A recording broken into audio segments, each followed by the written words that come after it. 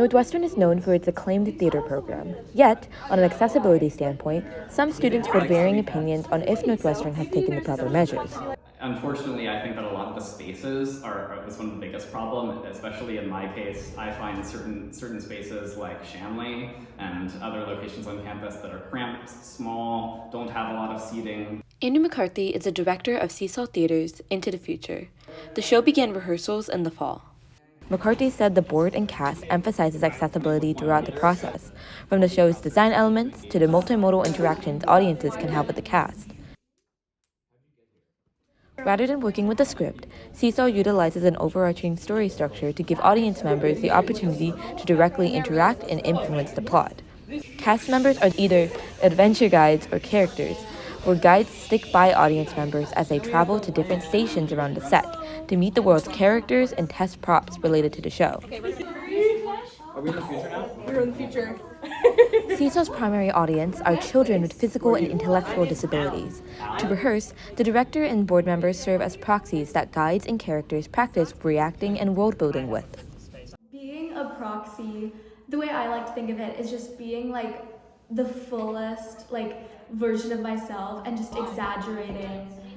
Like if I'm feeling tired, just exaggerating tiredness so that the actors have someone really interesting to play with. The director will speak to each proxy of the rehearsal, ask how they are feeling on an energy scale, then be guided to amplify that energy.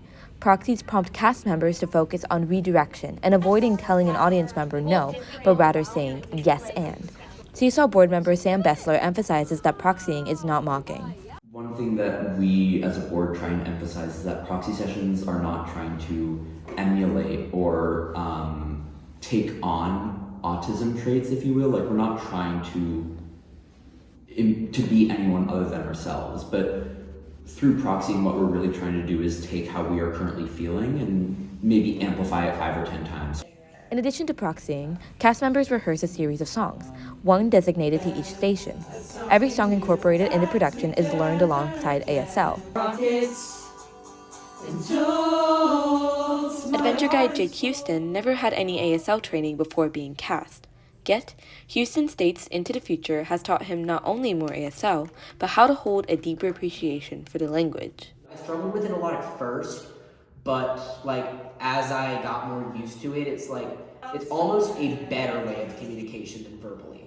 McCarthy said he recognizes not all Northwestern productions can give as interactive of an experience as Seesaw can, yet there are several ways accessibility can still be brought to center stage.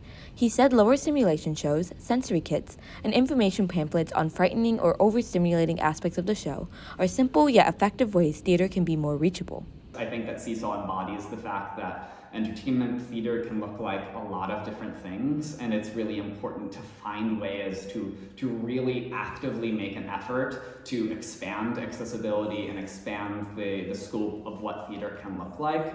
And when you lean into that, you discover that there is a world of incredible fulfillment and imagination and creativity that just pours out of people. And that's what I see in my rehearsal room, that's what I see on my executive board, and that's what I see in the kids that take away such incredible joy from these experiences. Into the Future's opening night is February 8th and will run till Valentine's Day weekend.